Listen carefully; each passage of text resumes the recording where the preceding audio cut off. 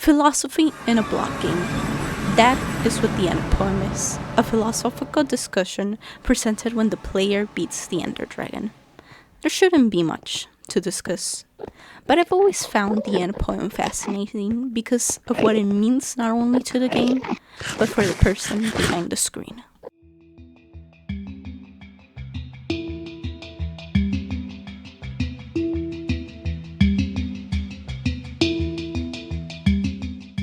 For the most part, media literacy is dead. It has been on a rapid decline for years, and this is my small attempt at bringing a literary lens to Minecraft. I want to take a moment to state that this is my own analysis and opinions. You don't have to agree with me or say that I am wrong for believing something or interpreting something differently.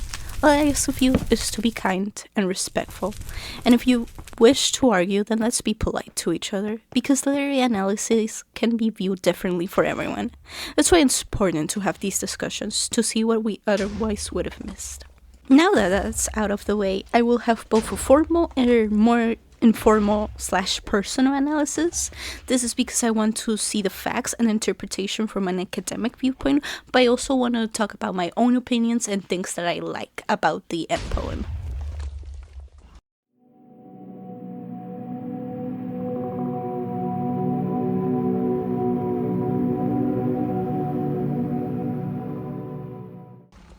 Several literary works deal with the philosophy of life and how ultimately humans are nothing compared to the vast universe. End Poem by Julian Goff was a poem made for Minecraft, a video game where everything is a block, which would seem contradictory to have a philosophical poem in such a game. Goff uses two narrators having a conversation to show the philosophy of life and the existence of humans. However, through this poem, Goff takes the player and the experience of playing Minecraft to a different level, making the player question what the game truly is about. The philosophy of life is presented through literary devices such as explaining the meaning of life through metaphors, repetition about the universe, and the personification of the universe. The philosophical explanation of life is seen through an extended metaphor of a story told by the narrators. The poem writes, "A story that contains the truth safely, in a cage of words, not the naked truth that can burn over any distance." Goff. The narrators acknowledge that there is a greater truth to the universe, one that the player is not aware of. By describing the story as a cage, it implies a negative connotation. However, it also personifies the words as if they had a mind of their own, giving them even a greater importance to what they are about to say. The second sentence implies something far more dangerous that could destroy anything or anyone that knows about it. In this way, Goff introduces a greater knowledge than what any human should be privy to. It's presented with simple words, but they immediately make the player question their own existence and everything they know. Goff is aware of the topics he is questioning, which he does by repeating the importance of the universe while not undermining the player. The poem mentions the 7 billion atoms of the player's body were created long before this game in the heart of a star, so the player too is information from a star. Goff. The author uses the repetition and amplification of billions to emphasize how much time has passed before humans even existed. Instead of being cynical or nihilistic about the time that has passed compared to the mere existence of the player, he instead is positive about it. Yes, he emphasizes the time, but he does this to show that even the player is still important, because all players stem from the atoms of stars. Though the player may exist for a short while and might be small compared to the grand universe, it is still beautiful that everything is a part of the universe, therefore equally as important. Another example of Goff's repetition is, you are alive. Goff presents grand concepts, yet in them he reminds the player that they are alive, that they are a real person that exists. In a way, he presents the philosophy of everything, the universe, the stars, atoms, but it is all done with the purpose to remind the player of where they came from, how beautiful their existence is. Personifying the universe, Goff is able to explain an unknown subject while teaching the player of their importance. Goff states, "In the universe said I love you, because you are love." Here, Goff gives the universe the ability to speak, to convey the message of love and self-love to the player. He does this because regardless of how big the universe might be and how little is known about it, Goff aims to tell the player that everything will be alright, because the universe said so. This particular line shows the philosophy behind Goff's poem, that no matter what someone does, everyone's existence matters. To conclude this section, Goff uses literary devices to show one philosophy of life, such as metaphors about life, repetition, and personifying the universe. Goff challenges traditional philosophies of the universe by placing the player's importance to be equal to that of the universe. By placing this poem at the end of the game, it helps the player not only reflect on their digital journey, but also on their real life. From this poem, the player can learn to love themselves, but to love because they are worthy of love.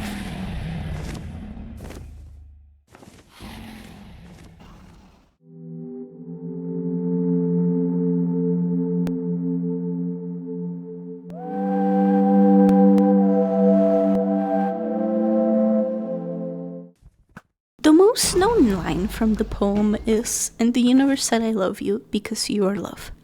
I know I already analyzed this line, but I want to explain why this is the line that's stuck with a lot of people, including myself. I mean, this is literally my wallpaper, so I would know that this is a good line, or that everybody knows this line. So, of course, it's because of its simplicity.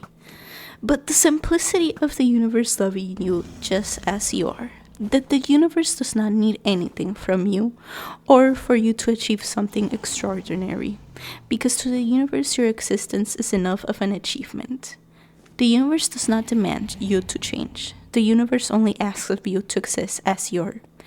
The reason why this line resonates with a lot of people is because there's a certain relief of knowing that something greater appreciates who you are and takes the time to remind us of it. I think it's as simple as that. In these few words, the end poem reminds us that we deserve love, which is something that is missing in our current world. I'd also like to add that there's a structural reason why this line works so well. It is one of the last lines in the poem, specifically the last of the lines that personifies the universe. This is done on purpose since we also tend to remember things that happen at the end of something. That's just how our brains work. I know it's like not much of an analysis, but it is also the structure of how the end poem is done. Now, while we all know in the universe that I love you because you are love, I think that there are still some amazing lines scattered throughout the poem, and I just want to highlight some of them. The first one is, "To tell them how to live is to prevent them from living." Oftentimes I think we want directions in life. We want someone to guide us as we navigate into adulthood. However, nobody can tell us how to live. Not our parents, friends, or with the state of the world. Not even the government. Our lives are our own to discover, which is why I like this line. The end poem understands something many of us will take a long time to realize. Only we can live our life. Another line that I enjoy is, "And sometimes the player believed the universe had spoken to it through the sunlight that came through the shuffling leaves of the summer." The imagery of this line helps the player much more easily understand the message of the poem, that the universe is everyone, even in something so mundane as sunlight. It is also a very specific image that is created, yet a vast majority of people can relate to it. That's why I like it, because it's so vivid and specific, but we can all relate it and even recall memories of summer. The last line is a paragraph from the poem that turns into the story the narrators are talking about. "Take a breath, now. Take another. Feel air in your lungs. Let your limbs return, yes, move your fingers, have a body again, under gravity, in air. Respond in the long dream. There you are, your body touching the universe at every point, as though you were separate things, as though we were separate things." The short sentences, combined with the actions of wanting you to do something, leave a profound feeling on the player. Not for most, but the intention behind the words is clear, to ground you in the moment and make you reflect on what your existence means to the world around you. The end poem does a great job at speaking for greater concepts, but also reminds us that we are important. It's also these last lines that stick with me, that we are not separate things, but that the implication that we are all somehow connected in one way or another. This poem was written years ago, but it is surprisingly timeless. There are several other lines that deserve spotlight, but otherwise I'd be here analyzing the poem line by line, and honestly, that would just lead to me repeating myself a bunch. And we don't want that because, yes, the poem is talking about these central themes of existence and philosophy, but we don't need to analyze everything line by line. Yes, literally, analysis is about analyzing them, but let's draw a line somewhere. If you've enjoyed this analysis of the end poem so far, please consider subscribing, as I'll be doing more analysis related videos to Minecraft. I already have some ideas, so subscribe or something. I don't know.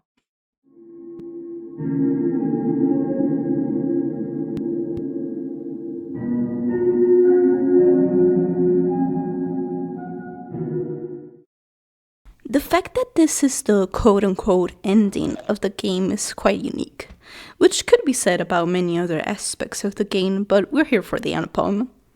A poem as the reward for defeating a dragon. There's a certain beauty within that. It wasn't until I was older that I took the time to read the end poem, and with it came a newfound appreciation for it. When I think about it, if you were just to defeat the dragon and then respawn back at your bed, sure, it's okay.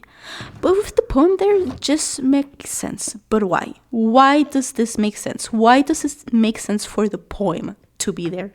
This is the question I've been pondering for a long time, and I think the reason for it is because of what the poem is saying. As I've said earlier, it acknowledges the universe, but also the player and how they fit into it all. After a long journey, the game reminds you of who you are. It breaks the fourth wall to tell you that you are love. This is what the end poem is about: love, our existence, and the philosophy of our lives. Minecraft is technically a children's game, literally child's play, but anybody can find enjoyment in this game. There are no rules, no expectations, and no consequences for doing something wrong. I think the poem best reflects this because of its constant reminder of who we are. It is in those lines of a story within a story that the player finds their lives in. I'd also like to touch a little bit more on that, the story within the story of it all. I think there's an argument that it is very spiritual because it talks of how the player views themselves as different things and possibly how they reincarnate, but that's a whole other aspect of the poem, which I find it very interesting. Which I suppose, yes, this is one of the philosophies that the poem is trying to impart with us with.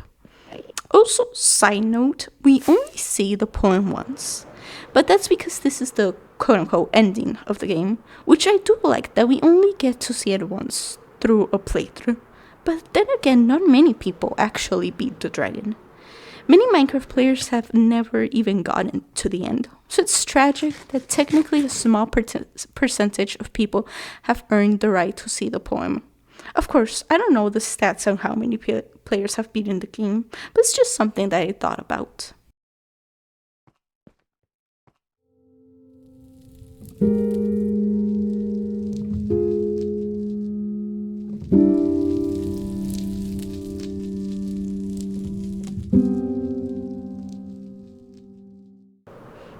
I love the end poem, and this analysis has just made me found a new love for it because I had never realized just how much imagery and like metaphors and all these different types of literary devices are used. This is like only something that you realize when once you take a closer look at things.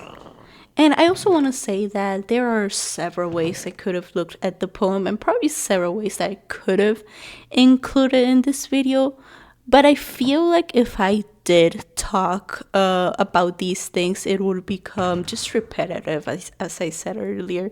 And I didn't want that because at that point, it's just not analysis. It's just repeating myself and just restating what I said. which I think that's a thing that a lot of videos is fought at. Sometimes it's mostly that they just summarize and don't really analyze, which is why I wanted to make this, just to make something I was interested in and just share it with people. Also, as I said in the beginning, media literacy is on a decline. That's just a fact. I think that's something a lot of us have realized within the last years. And I think there's a plethora of reasons why this is the case. But this is just me trying to bring this analysis to one of the most popular games out there, ever. So yeah, I've always find it fascinating, the poem in the game. You have to think about it, just how well written it is to be the ending, the quote unquote ending of the game, which it gives you this poem. And yeah, sure, it could be considered an ending. That's what speedrunners do, beat the dragon, get into the fountain, beat the game. But once you beat the game, you just go through a portal and you keep on with your road. The game itself doesn't end. Only the experience that the game is able to provide you ends. And that's where your creativity begins. Which I think that's why the end poem is right there, to remind us that we're capable of greater things. And that our creativity matters at the end of the day. In a world where creativity is often seen as less, and English and all these humanities are seen as less, I think it's beautiful that we have a game where we can express ourselves in different ways. Of course, the end poem was written to be very over the top. I think that's very obvious, that it is meant to be this very existential thing. And that is, and yes, while I think maybe that could make people not take it as seriously, I think that's the reason why it's that serious. It's because it's just a block game, and then there's this poem that talks about the existence and the universe and love and all these creations and all these things, that it just makes it good. It just makes it a good poem. Even if the poem were not in the game, were not written for the game, I think there'd still be merit to it. Maybe not as much, because it is talking about the universe, and not, it's oh yeah, it's just a philosophical poem, whatever. But because it's in the game, it just gives it a little oomph. It just elevates it. It elevates both the poem and the game itself. Lastly, I'd like to say that there are several ways to look at the end poem. You could look at the narration, at the two narrators. I think that's an important aspect of it. I think that's a little bit what carries the end poem in a way. You could also look at the setting, the time it was written around. You could look at the author. With literary analysis, you can look at a poem or a story or any written work, and you could find something unique. Perhaps in this analysis I've said things other people have said. Perhaps I've just restated things that I have already said. But nobody else is gonna look at it how I've looked at it, because that's the wonderful thing about analyzing stuff, is that our brains work differently, and we might notice things other people didn't. We might appreciate things other people didn't. We might dislike different things. We might hate somebody might hate the poem, and that's okay. Somebody might like it, somebody might love it. That's all okay, because as long as we understand where other people are coming from and we take the time to have a polite conversation, I think we can open our minds and our eyes to different aspects of the world. And now, to conclude this analysis of the end poem, I'll be reading a section of the poem. Why? I don't know, to be dramatic or something. Don't question it.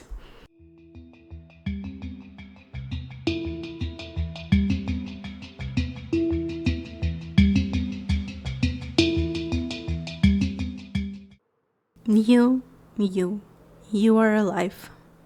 And sometimes the player believed the universe had spoken to it through the sunlight that came through the shuffling leaves of the summer trees. And sometimes the player believed the universe had spoken to it through the light that fell from the crisp night sky of winter, where a fleck of light in the corner of the player's eye might be a star 1,000,000 times as massive as the sun, boiling its planets to plasma in order to be visible for a moment to the player, walking home at the far side of the universe, suddenly smelling food, almost at the familiar door, about to dream again.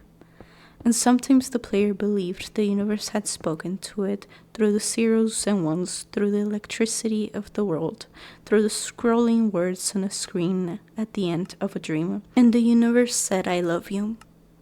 And the universe said, "You have played the game well." And the universe said, "Everything you need is within you." And the universe said, "You're stronger than you know." And the universe said, "You are the daylight." And the universe said, "You are the night." And the universe said, "The darkness you seek is within you." And the universe said, "The light you seek is within you." And the universe said, "You are not alone." And the universe said, "You are not separate from every other thing." And the universe said, "You are the universe tasting itself, talking to itself, reading its own code." And the universe said, "I love you, because you are love." And the game was over, and the player woke up from the dream, and the player began a new dream, and the player dreamed again, dreamed better, and the player was the universe, and the player was love. You are the player. Wake up.